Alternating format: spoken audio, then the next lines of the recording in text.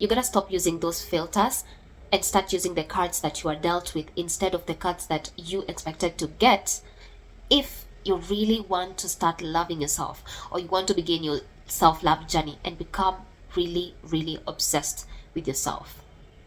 Let's unpack that. You can't afford to hide behind filters and expect to really ooze love for yourself. And I'm talking filters literally. If every time you're taking a picture, if every time you're doing a short video, you have to use TikTok filters, every time you're taking a picture, you have to be on Snapchat or go ahead and edit it on TikTok or take the pictures through TikTok. How bad is the situation within? If you cannot afford to look at your skin, if you cannot afford to look at your image in the mirror or on your camera and be like, yes, I love the woman I'm seeing, it means the problem is not this, but whatever is inside. I want you to start taking pictures more often, and I mean more often. You don't like how you smile? Work through that. Work with what you have. And I think that's why we have this issue of people doing Botox and changing their faces and their bodies and doing all these things. But the question is, how long will you keep on doing that? Because today somebody comes and says slanted eyebrows are the best. And then in the next year, in the next month, someone comes and says extremely straight eyebrows are perfect. How many times will you keep on editing yourself? There's no absolute way you are going to fall in love with yourself if you cannot accept yourself. It starts with self-acceptance. I have this kind of face, it's never gonna change, whether I like it or not. I can do some exercises here and there and tweak it just a bit, but this remains. This shape remains, whether I like it or not. This is the color of my skin, whether I like it or not. So the first thing that you need to do is self-acceptance. Accept who you are. Accept that this is how my eyes look. I have double eyelids. What am I gonna do about it? I love it. I love that I have double eyelids. I love that my brows are not so much. It's okay. I love that.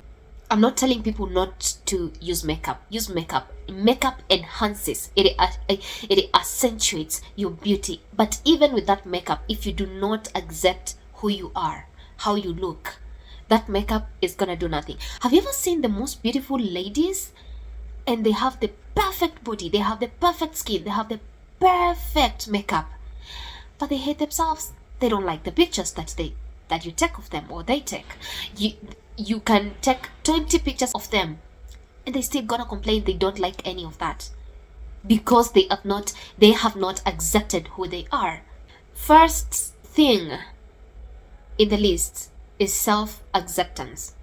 We start there. Find a way and learn how to accept the parts of yourself that you don't like. On those parts, on the parts of yourself that you rejected for so long. That is what acceptance looks like. Because you're not going to fool your way into loving yourself. You can't do that. The second thing that I did, or I have done, or I am doing in this journey of self-love and self-obsession, I stopped chasing perfection. Stop chasing perfection. There's nothing like perfect. And the problem is this. You go online, you look at people, maybe your age or maybe in the same age group or age mates, and you start comparing yourself to them. And you end up thinking that they are perfect than you are. In an era where there's a rise in using products, beauty products, to deal with body fats and other things. There are so many things that people are doing to their bodies and with their bodies to make sure they look a certain way that fits the patriarchal definition. I want to say patriarchal because it's not, women are not doing all these things to their bodies because they want to. I can promise you that. They are not doing it because that's what they want. They are doing it so that they can get attention, validation from men. They want to get praises from men. Have you ever been around women? Women of all body shapes and sizes?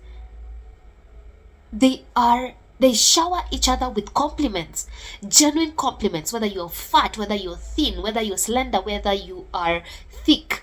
They appreciate every single type of body shape. So there's no way you're going to convince me that women are doing all these things to their bodies because, oh, I have free will and I'm a woman. I am a grown woman. I can do whatever I want with my body. Hell no. And I'm not talking about body weight and working on it. No, because that's a healthy practice that benefits the person.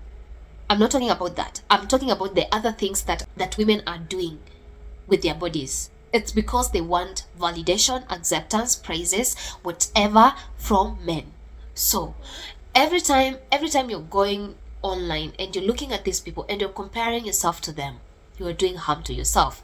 At the end of the day, when you compare yourself to these people, these strangers online, you will be in chase of perfection. And I want you to stop. There's no perfection. Just like I said, today you wake up and you find that thick is the new gold. And then tomorrow you wake up and now they don't want that. They want something else. How many times will you keep on editing yourself? Stop chasing perfection. You are perfect just the way you are. I love the song Marie sang, Anne-Marie. That's perfect to me. However you look, you are perfect. And you need to heal. The problem is within. It's not how you look. The problem, if you can fill your cup and tender to your garden within, you won't have all these problems. Instead of chasing perfection, I want you to start concentrating more on knowing your worth, being kind to yourself, having self-compassion to yourself and with yourself, and knowing what your worth is. That is going to save you a lot of all these skills that we are seeing. The next thing that I'm doing in my self-love and self-obsession journey is getting to know myself, like really who I am. Knowing my hair type, knowing what works for my hair, knowing everything about my hair. I might not know 100% about my hair, but at least 70% I know what works for me. When I go to the salon, I know, I am confident when I'm telling the salonist, don't apply that on my hair, don't do this to my hair, because I already know what works for my hair. I know what my hair type is. I know what my hair loves, the inner, the outer, everything. Getting to know myself really.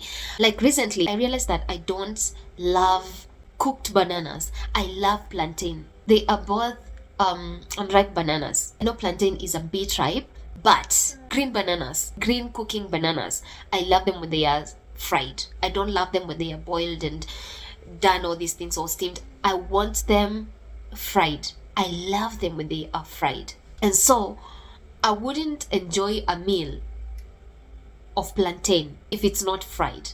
And it's okay. You're going to live from a place of love. I want you to look at yourself when you are in love, how you treat the other party, how you treat your partner.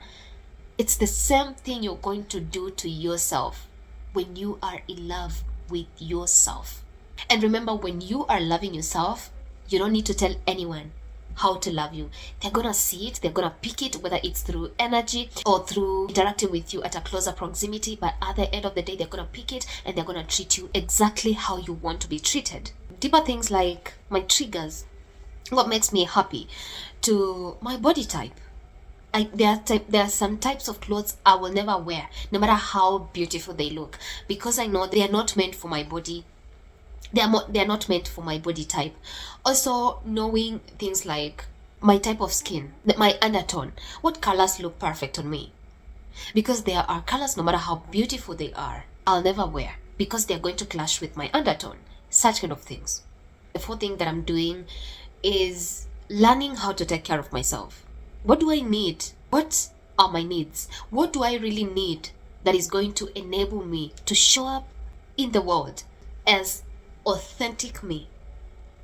What do I really need to ensure that when I'm out there interacting with people, whether it's family, whether it's friends, whether it's colleagues, I am going to be at 100% authenticity.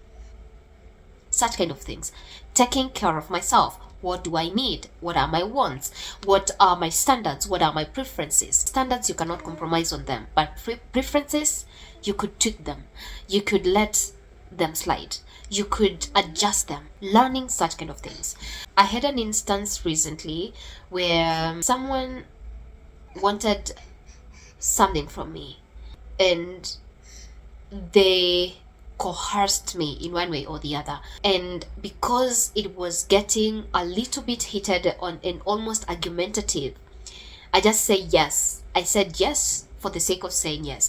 But immediately after that call, I wrote them a message. I wrote them a text on WhatsApp and said, whatever you're asking me to do, it's a non-negotiable for me, and I cannot afford to compromise on that standard. So I don't think we can really work together.